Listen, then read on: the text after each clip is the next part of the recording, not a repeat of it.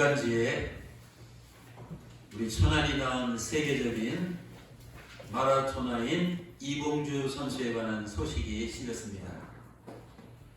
그 뉴스를 보니까 그 이봉주 선수가 마라톤 대회에서 우승을 했다는 그런 기쁜 소식이 아니었습니다. 그 뉴스는 그가 난치병에 걸렸는데 최근에 큰 수술을 받았다는 이 안타까운 소식이었습니다. 우리 이봉주 선수는 작년 1월부터 근육 긴장 이상증이라는 희귀 질환으로 휠체어에 의지한 채 투병 중입니다. 믿어지지 않는 일이 이 선수에게 발생했습니다. 오늘 예배에 나오신 사랑하는 성도 여러분, 우리가 이 땅에서 인생을 살면 살수록 깨닫게 되는 이 삶에 관한 한 가지 가장 중요한 진리가 있습니다. 여러분, 그 진리가 과연 무엇인지 아십니까?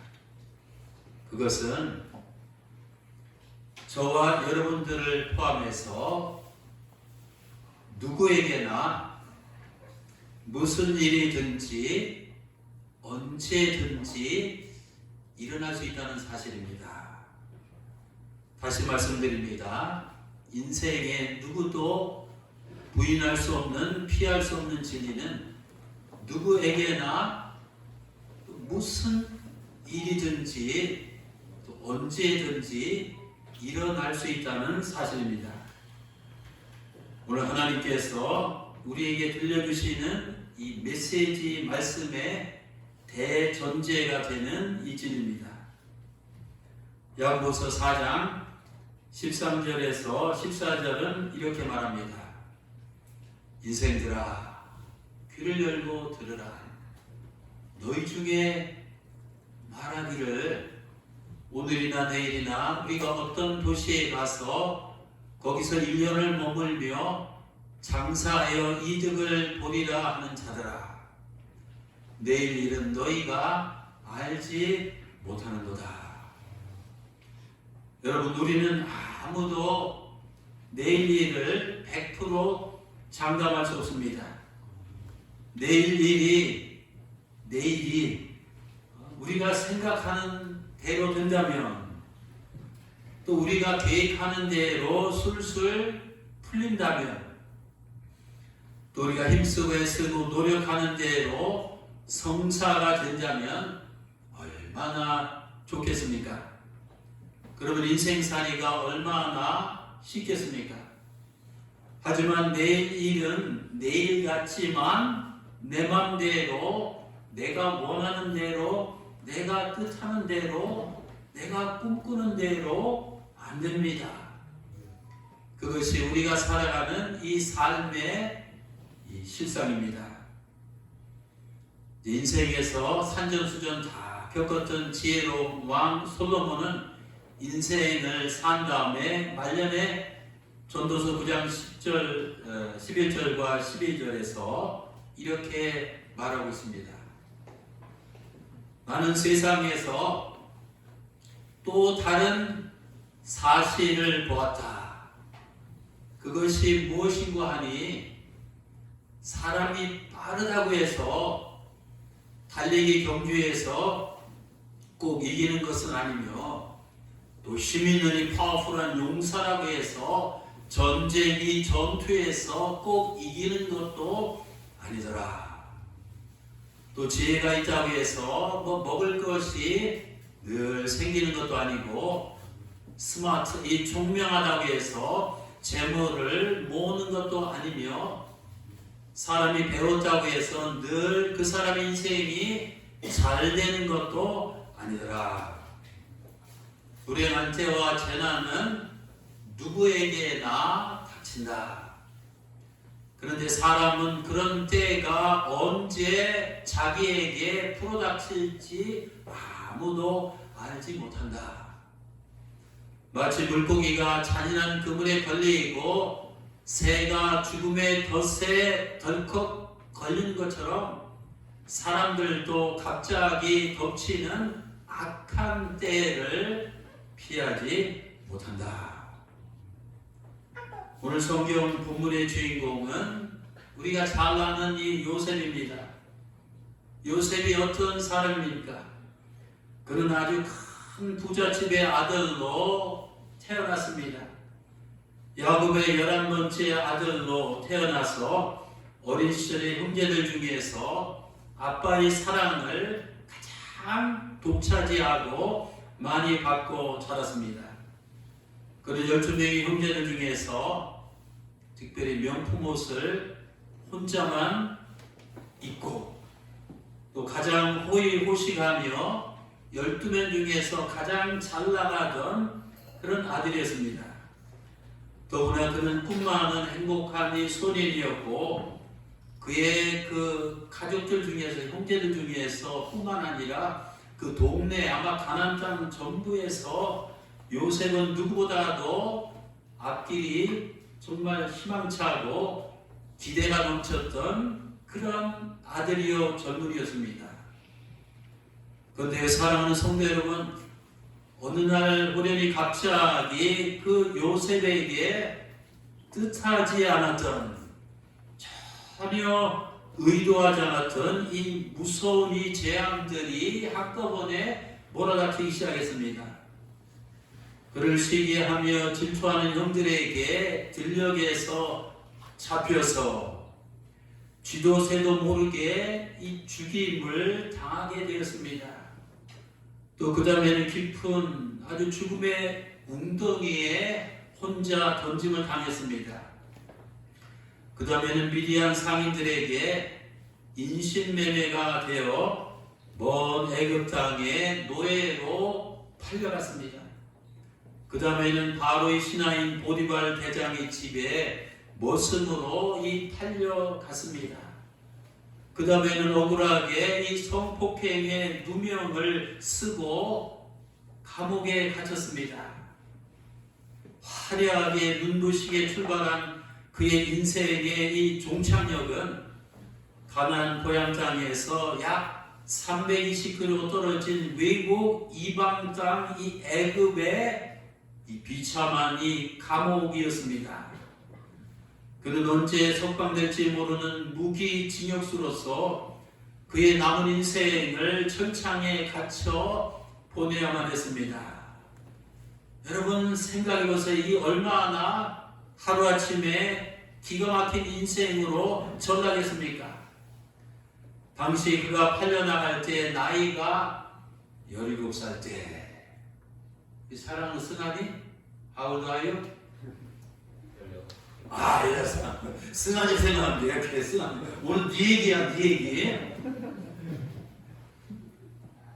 그 나이가 17살, 고등학교 1, 2학년 전필이 나는 그 아이였는데 그가 당한 이 끔찍한 이 환란은 어린 이 소년이, 어린 승환이 같은 소년이 감당해내기에는 이 너무나도 엄청난 이 큰 이 재앙이었습니다.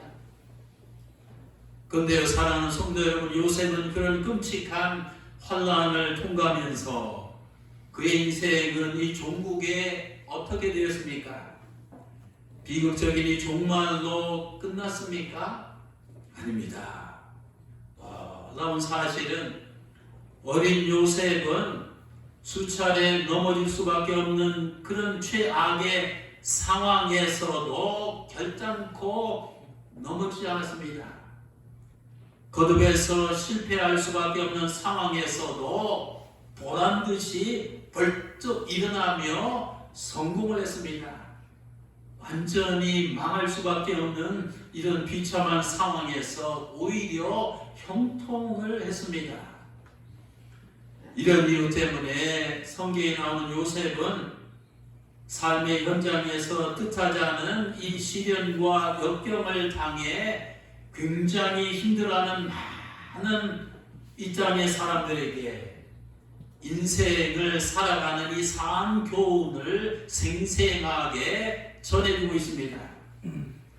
하나님께서 오늘 성경에 나오는 요셉의 삶을 통해서 저와 여러분들에게 이 땅에 사는 또 인생들에게 가르쳐 주시려고 하는 삶의 이 교훈은 무엇입니까? 첫 번째 교훈은, 자, 한번 다 같이 따라 하시기 바랍니다. 시작. 큰 소리로 시작.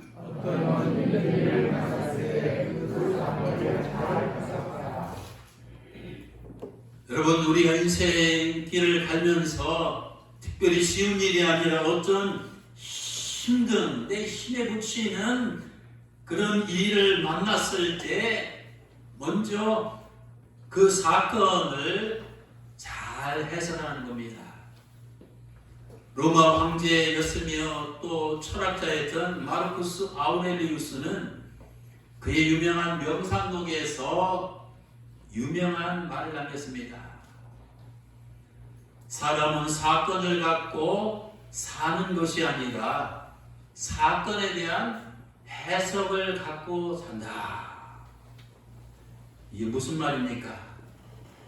우리에게 발생한 사건, 그 사건 자체는 사실 무슨 사건이든지 무색무취, 중립이라는 겁니다. 본질적으로 좋은 것도 아니고 뭐 나쁜 것도 아니라는 의미입니다. 그런데 우리가 그 사건을 좋게 해석하면 그 사건은 좋은 것이 되고, 그 사건을 나쁘게 해석하면 이 나쁜 것이 됩니다. 말하자면 우리가 살면서 나에게 발생한 사건을 어떻게 해석하느냐에 따라서, 내가 당한 그 사건에 어떤 해석을 부여하느냐에 따라서, 즉 해석의 내용에 따라서 전적으로 그 사건의 의미가 결정이 됩니다. 우리는 문제 자체를 갖고 사는 것이 아니라 문제에 대한 나의 해석을 갖고 살아갑니다. 아우렐리우스가 말한 것은 이런 뜻입니다. 요셉은 비록 나이는 17살 승한이만큼 어렸지만 자기에게 발생한 끔찍한 이 사건들에 대한 해석은 그 당시 어떤 철학자들보다도, 어떤 종교들보다도, 어떤 어른들보다도 아주 성숙했습니다. 그는 애굽의 총리가 된 다음에 자기를 죽이려고 시도하고 죽음의 구덩이에 막 죽으라고 던져놓고 또 애굽의 노예로 팔아넘긴 왼수 같은 형제를 만났을 때 뭐라고 말했습니까? 그가 하는 이 말을 들어보면 요셉은 자기가 당한 여러 가지 비참하고 비극적인 사건들을 요셉은 어떻게 해석하고 있었는지를 여실히 보여줍니다. 출애굽기 45장 5절에서 8절입니다. 가나안 땅에서 양식을 구하러 요셉을 찾아온 형들에게 총리인 요셉이 비로소 자기 가면을 벗고 내가 당신들이 죽이려 했던 동생 요셉입니다, 이렇게 처음으로 자기의 그 신분을 드러내면서 이런 말을 했습니다. 당신 형들이 나를 이곳에 애굽에 팔아먹었다고 해서 팔아먹은 겁니다. 근심하지 마소서, 또 한탄하지 마소서. 그것은 하나님께서 생명을 구원하시려고 나를 당신들보다 먼저 이 땅에 보내셨나이다. 하나님이 큰 구원으로 당신들의 생명을 보존하고 당신들의 후손을 세상에 두시려고 나를 당신들보다 먼저 이곳에 보내셨나니, 그런즉 나 요셉을, 이 동생, 11번째 동생을 이곳으로 보낸 이는 형들 당신이 아니라 하나님이십니다. 요셉은 자기가 당한 여러 가지 최악의 이 비참한 사건들을 부정적으로 해석하지 아니하고 엄청나게 긍정적으로 적극적으로 해석을 했습니다.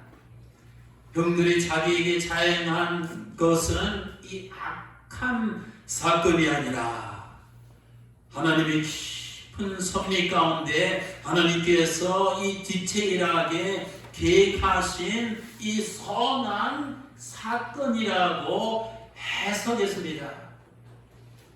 말하자면 요셉은 자기에게 닥친 이 사건 자체보다도 그 사건에 대한 의미심장한 해석을 갖고 품고 머릿속에 저장하며 살았습니다. 우리 요셉이 견딜 수 없는 최악의 시련을 견뎌내며 후까지 최선을 다해서 이 승리할 수 있었던 이 최고의 비결은 자기가 당한 여러 문제들을 이와 같이 최상의 관점에서 바라보고 그렇게 해석했기 때문입니다. 우리도 인생을 살다 보면 요셉처럼 내가 원치 않은 힘든 일을 전혀 내가 상상도 안 했던 이 끔찍한 일들을 종종 경험할 때가 있을 수 있습니다. 그럴 때마다 기억하시기 바랍니다. 문제 자체가 문제가 아니라 그 문제를 해석하는 내가 문제입니다. 내가 그 문제를 신앙적인 태도를 갖고 긍정적으로 해석하면 내 인생도 그렇게 긍정적으로 풀려나갑니다. 하지만 불신앙적인 태도로 부정적으로 해석해 버리면 내 인생도 그렇게 부정적으로 꼬여갑니다. 그 다음에 두 번째 교훈입니다. 큰 목소리로 함께 봉독하시기 바랍니다. 시작.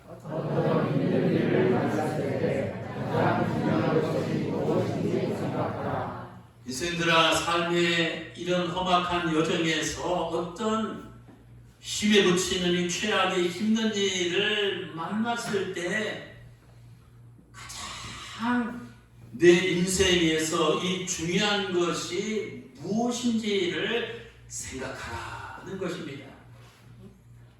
여러분, 우리가 인생을 살면서 어떤 괴롭고 힘든 일을 만났을 때 그 문제를 액면 그대로 놓고 스스로 평가해 보시기 바랍니다.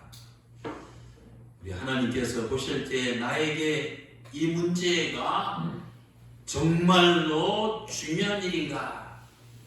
나는 이 문제 때문에 내 목숨을 걸 만큼 가치가 있는가? 또 10년 후에도 이 문제가 나에게 그렇게 중요한 일인가? 또 만일 내가 지금 죽는다면 이 문제 때문에 막 가슴을 치고 끓통을 하며 후회할 만한 일인가? 이런 질문들을 하다 보면 내 인생에서 중요한 이 우선순위가 자동적으로 정리가 되는 것을 보게 됩니다. 무엇이 중요한지 뜻던 일이죠. 그런데 어리석게도 이 사람이 호모사피엔스, 지혜로운 이 존재 같지만 사실 바보 멍청한 생각 짓을 때 얼마나 많아요. 어리석게도 대부분의 사람들은 거기에 자신이 포함되나 안 되나 보세요. 어리석게도 거의 대부분의 사람들은 걱정할 필요가 없는 일을 걱정하고 핏째를 막 내며 흥분하지 않아도 될 일에 흥분하고 또 참견하지 말아야 할 일에 참견하고 싸우지 않아도 될 일에 싸우면서 살아갑니다. 이렇게 살면서 힘을 쏟아야 할 것에는 정작 힘을 쏟지 아니하고 힘을 쏟지 않아도 될 것에는 막 용을 씁니다. 힘을 씁니다. 또 문제를 삼지 않아도 되는 일은 문제를 삼고, 문제를 정작 삼아야 할 일은 문제를 삼지 않습니다. 또 목숨을 걸어야 할 것에는 이 목숨을 걸지 않고, 반대로 목숨을 걸지 않아도 되는 것에는 이 목숨을 걸고 달려들어가는 것을 보게 됩니다. 우리 김혜성 목사님 산전수전 다 겪으셨는데 그래요 안 그래요? 사람이 거꾸로 살아요. 거꾸로. 요셉은 비록 어린 나이지만, 적빈이 나는 16, 17 어린 나이지만 그 요셉의 내면 세계에는 인생의 우선순위가 일목요연하게 잘 정리가 되어 있었습니다. 그는 자기를 질투하고 자기를 공경에 빠뜨리고 자기 인생을 파멸로 몰아갔던 이 사악한 형들을 막 증오하며 복수하는 일이 그에게는 전혀 중요한 일이 아니었습니다. 그런 일들 때문에 신경 쓰고, 그런 일들 때문에 원한의 칼을 막 갈고, 그런 일들 때문에 스트레스를 팍팍 받으며 인생을 낭비하는 것을 요셉은 결코 원치 않았습니다.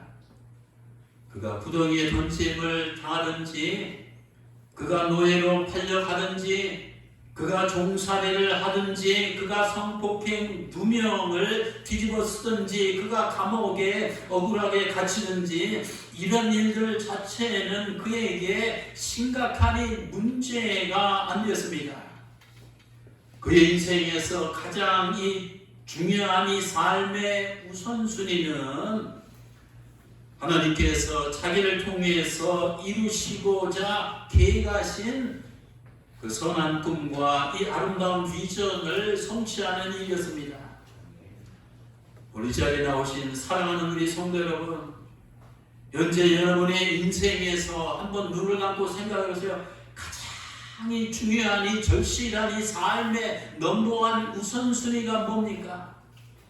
아니면 하나님께서 보실 때 무엇이 내 인생에서 가장 중요한 이 우선순위가 되어야만 합니까? 내가 죽을 때, 내 심장이 멈출 때, 내 호흡이 끊어질 때, 내가 하나님 앞에 갈 때 내가 가장 후회할 것이 무엇이라고 생각되십니까? 하나님께서 나의 인생을 통해서 가장 바라고 계시는, 즉 나를 향한 하나님의 소원이 무엇이라고 생각합니까?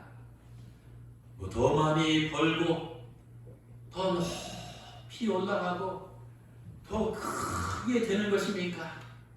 아니면 이 땅에 살면서 육신의 정욕과 안목의 정욕과 이생의 자랑거리들을 위해서 폼나게 사는 것입니까? 아니면 그저 아무런 생각 없이 문의 동물처럼 그냥 되는 대로 인생을 살아가는 것입니까? 그것이 뭡니까? 그것은 하나님께서 기뻐하시는 이 선한 뜻이, 나를 향한 선한 뜻이 무엇인지를 각성이 깨달으며 그 선한 뜻을 이루며 살아가는 것이 하나님께서 나를 향하신 인생의 가장 중요한 우선순위라는 것을 기억하시기 바랍니다. 에베소 2장 10절입니다. 우리는 누굽니까? 우리는 하나님께서 정성을 다해서 만든 존재다. 그리스도 예수 안에서 이 선한 일을 위해서 우리는 이 땅에서 지음받고 이 세상에 왔나니, 이 선한 일은 하나님이 전에 예비하사 이미 계획하사 우리가 그 가운데 행하게 살면서, 인생을 살면서 행하게 하려 하심이니라.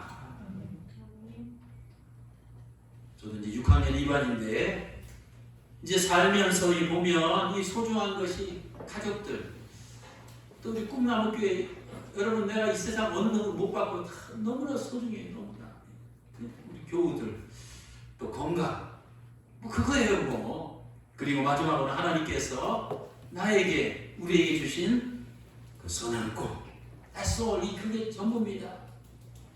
우리는 그리스도 예수 안에서 선한 일을 위하여 저 성경 말씀대로 특별하게 지음을 받은 이 특별한 존재들입니다. 그래서 하나님께서 기뻐하시는 선한 일을 하는 것이 우리 인생의 최상위, 최고, 최후 목적이 되어야 됩니다. 사실 그거 외에는 한번 보세요. 다 잃어버려도 됩니다. 다 놓고 포기해도 됩니다. 다 버려도 됩니다. 다 비워도 됩니다. 다 내려놔도 됩니다. 어차피 다 죽을 때는 다 이렇게 될 겁니다.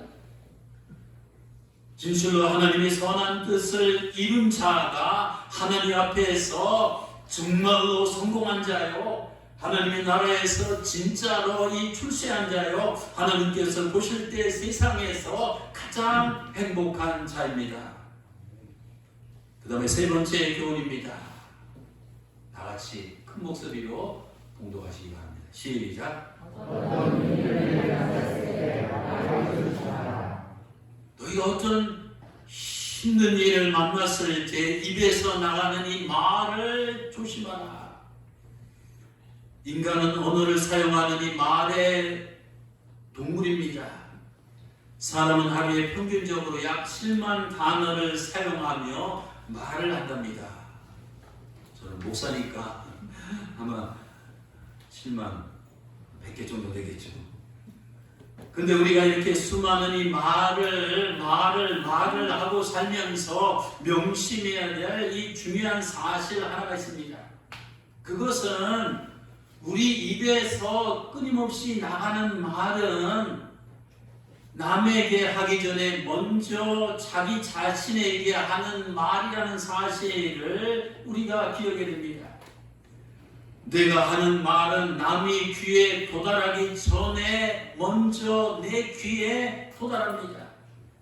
남에게 영향을 주기 전에 먼저 나에게 영향을 줍니다.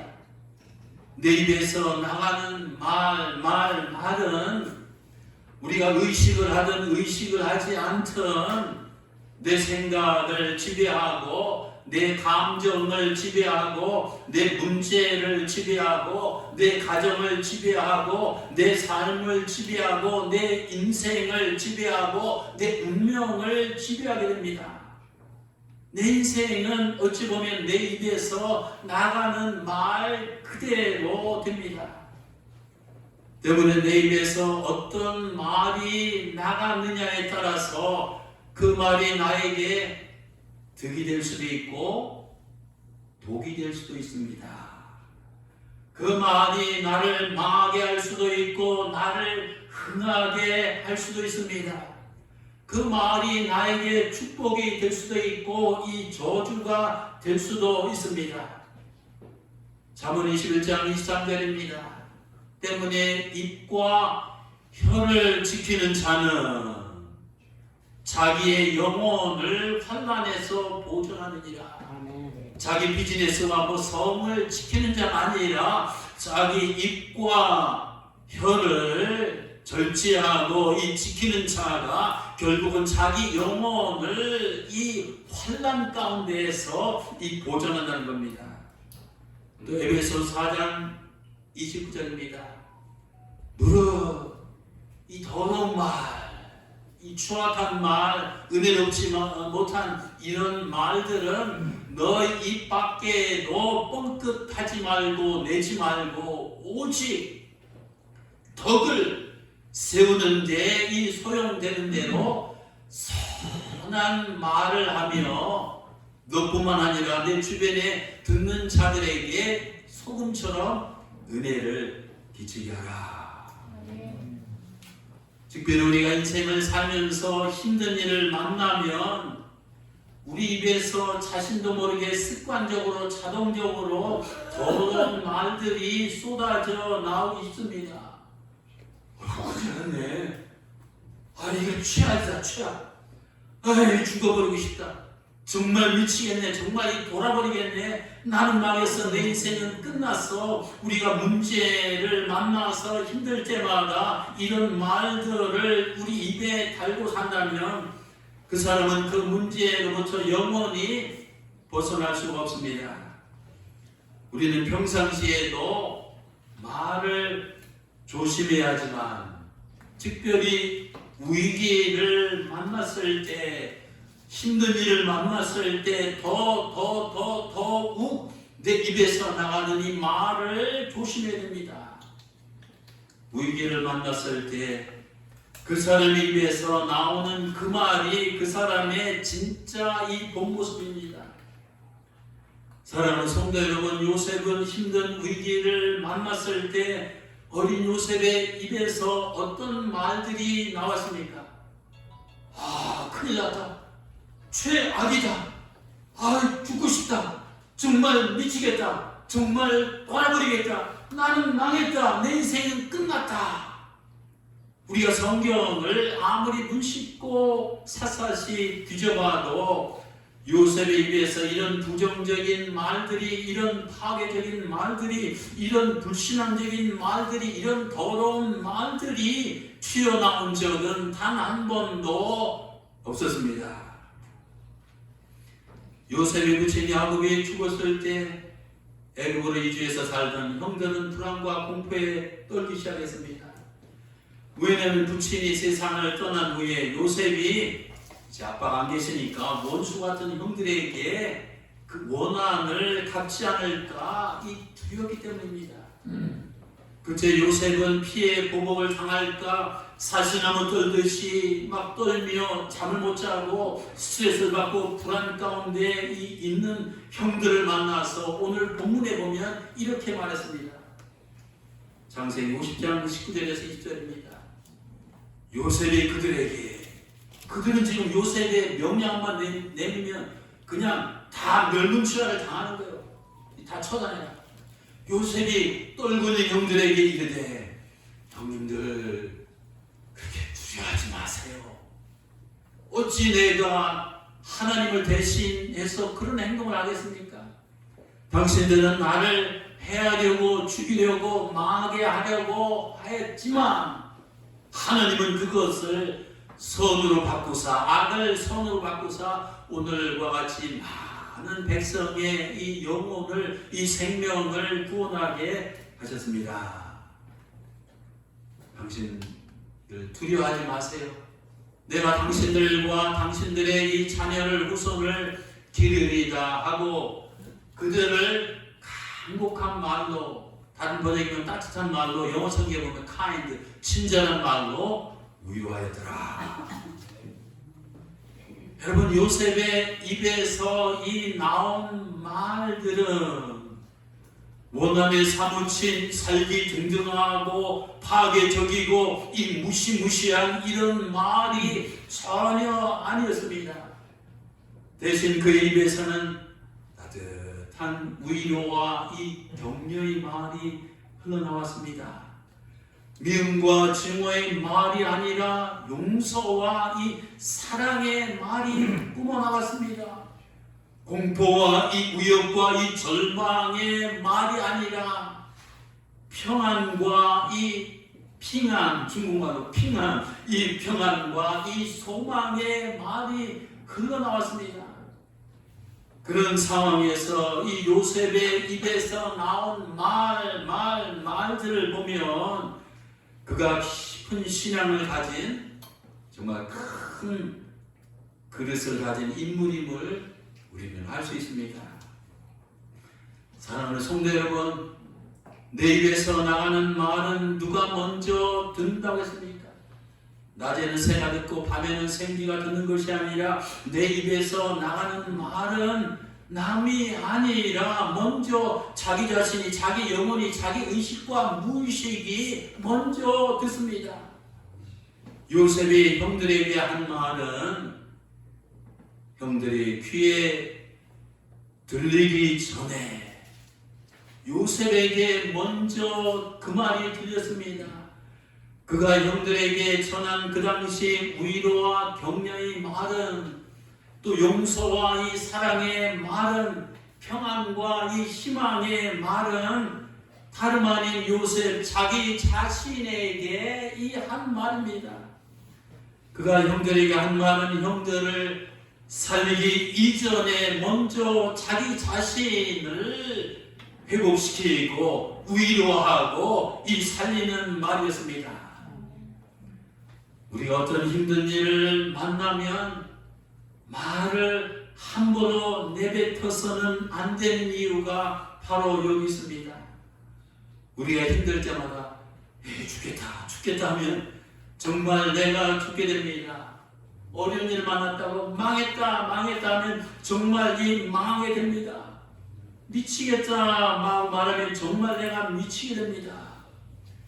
우리가 힘들 때마다 또 열받은 일을 만날 때마다 뚜껑이 열리는 이런 상황에 처했을 때마다 심지어는 하늘이 무너지고 땅이 꺼지는 이런 최악의 사건을 만났을 때도 기분 내키는 대로 혈기로 함부로 입에서 이 말 저 말 막말을 내뱉어서는 안 됩니다. 그것은 누워서 이 가래침을 뱉는 격입니다. 누워서 술 먹은 사람이 토를 하는 거예요. 자기가 자기 무덤을 파는 정말 어리석은 이런 행위입니다. 우리는 요새처럼 힘든 일을 만날 수 있습니다. 그러나 힘든 일을, 괴로운 일을, 견디기 어려운 일을, 정말 미칠 것 같은 이런 일을 만날 때일수록 무절제한 말보다는 절제된 말을 해야 됩니다. 부정적인 이런 말보다는 긍정적인 말을 해야 됩니다.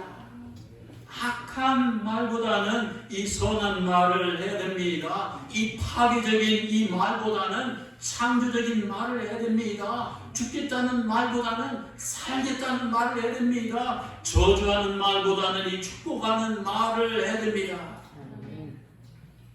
네 번째 교훈입니다. 다 같이 큰 목소리로 한번 합독해 보시겠습니다. 시작.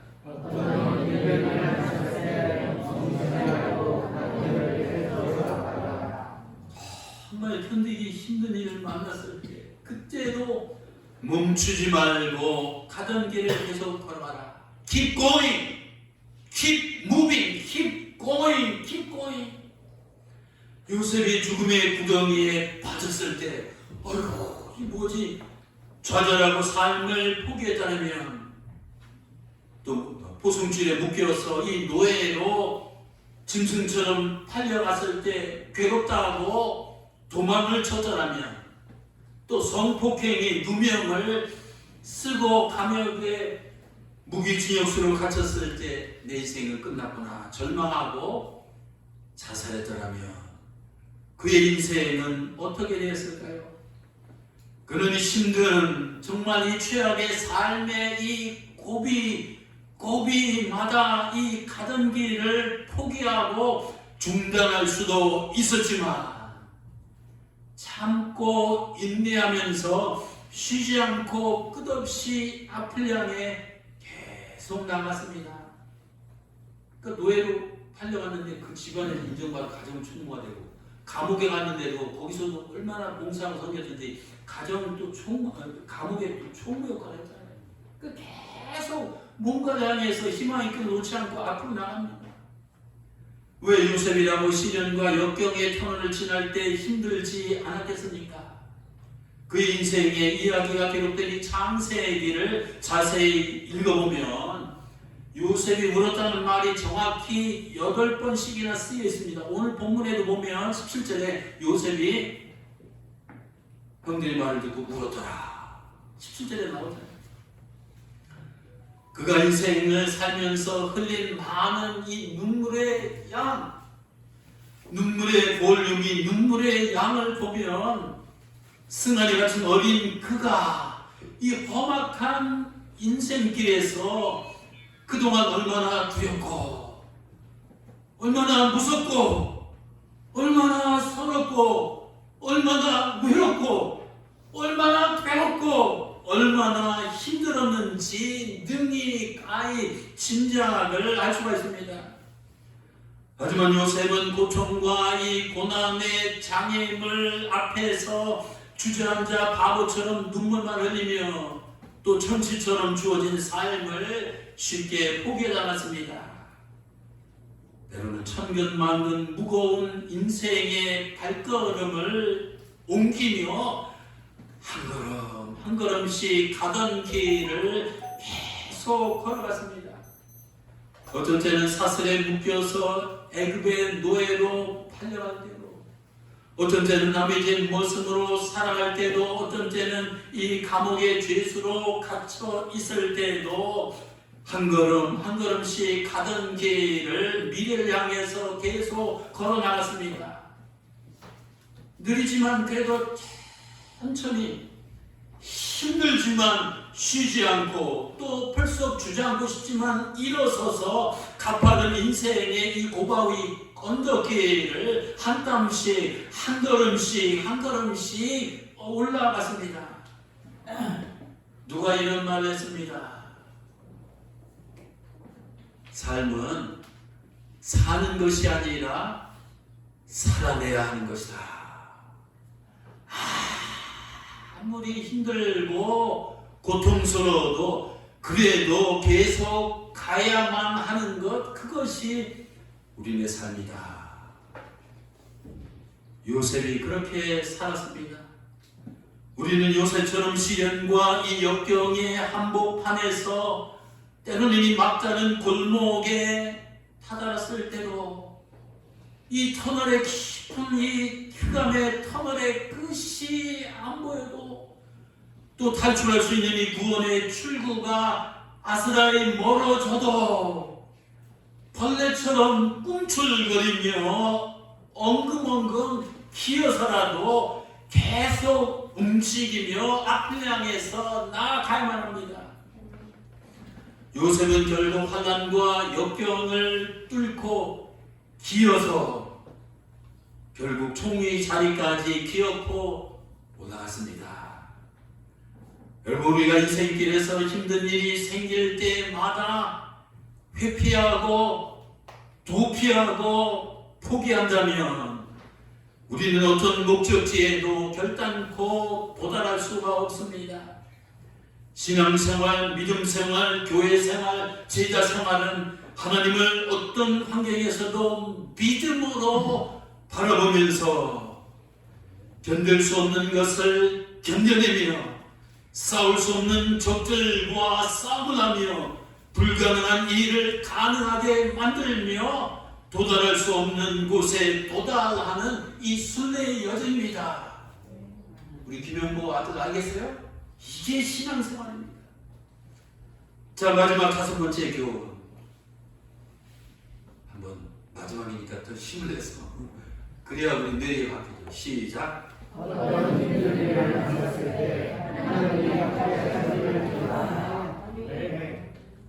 요셉은 도저히 감당할 수 없는 힘든 시련과 혹독한 이 역경을 만났어도 끝까지 승리할 수 있었던 그 비결은 무엇입니까? 그것은 하나님께서 언제나 그와 함께 하시기 때문입니다. 창세기 39장 1절입니다. 여호와께서 요셉과 함께 하시니라. 여호와께서 그를 범사에 형통하게 하셨더라. 그가 죽음의 구덩이에 홀로 던져졌을 때도, 애굽에서 홀로 종살이 할 때도, 감옥에 홀로 갇혀 있을 때도 요셉은 사실 혼자가 아니었습니다. 하나님께서 항상 그를 떠나지 아니하셨습니다. 때문에 요셉은 자기가 가진 문제를 보는 대신 자기와 언제나 늘 함께 하시는 하나님을 믿음으로 바라보았습니다. 우리가 문제를 만날 때마다 문제만 보이고 하나님이 보이지 않는다면 진짜 문제입니다. 내 곁에 계신 하나님보다 내가 가진 문제만 더 커 보인다면 더 큰 문제입니다. 문제를 내 힘으로 해결하지 마시고 나와 함께 하시는 하나님께 믿음으로 다 내어 맡기시길 바랍니다. 문제가 생겼을 때 문제를 붙들지 마시고 대신 누굴 붙들어야 돼요? 하나님을 붙들어야 됩니다. 이제 결론적으로 한 가지 명심해야 할 진리가 있습니다. 요셉은 많은 문제를 인생의 여정에서 만났는데 요셉은 문제 때문에 망한 것이 아니라 문제 덕분에 흥했습니다. 그의 문제가 그를 가나안에서 애굽으로 인도했습니다. 그의 문제가 그를 보디발 장군의 집으로 인도했습니다. 그의 문제가 그를 감옥으로 인도했습니다. 그의 문제가 그를 바로 앞으로 인도했습니다. 그의 문제가 그를 애굽의 이 총리 자리에까지 인도했습니다. 이처럼 그가 당한 문제들은 뭐 알고 보면 따지고 보면 지나고 보면 하나하나가 다 하나님의 원대한 뜻을 이루어 가기 위한 필수적인 이 과정들이었습니다. 만일 요셉에게 문제가 하나도 없었다면 우리가 알고 있는 성경의 요셉은 존재하지 않았을 것입니다. 평범한 요셉을 위대한 요셉으로 만든 것은 바로 그의 문제들이었습니다. 이제 말씀을 맺겠습니다. 사랑하는 성도 여러분, 지금 삶 속에서 요셉처럼 이런 문제 저런 문제를 만나서 힘들어하시는 분들이 있습니까? 그렇다면 기억합시다. 우리가 겪는 문제는 하나님의 축복이 임하는 은혜의 통로라는 사실입니다. 때문에 문제를 만날 때마다 너무 사색에 대해서 너무 두렵거나 너무 이 패닉, 너무 떨지 말고 너무 염려하지 마시고 너무 걱정하지 말지 말고 그냥 맛있는 거 먹으시고 잠 푹 자시고 냉수 한잔 먹고 다 잊어버려요. 내가 씨름하는 이 문제는 이 하나님께서 주시는 이 축복의 사인으로 아시고 오히려 문제가 찾아올 때마다 기뻐하고 감사하고 찬양하시기 바랍니다. 이것이 우리 신앙인들이 문제 앞에서 가져야 할 이 삶의 이 기본 태도입니다.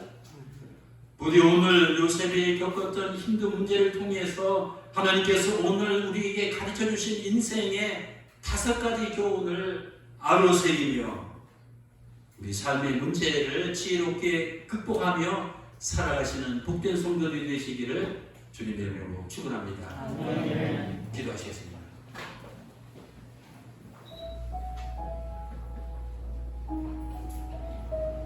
우리 오늘 주신 말씀을 다시 한번 묵상하길 바랍니다. 왜 나만 이런 문제를 당하는가? 나만 당하는 것이 아닙니다.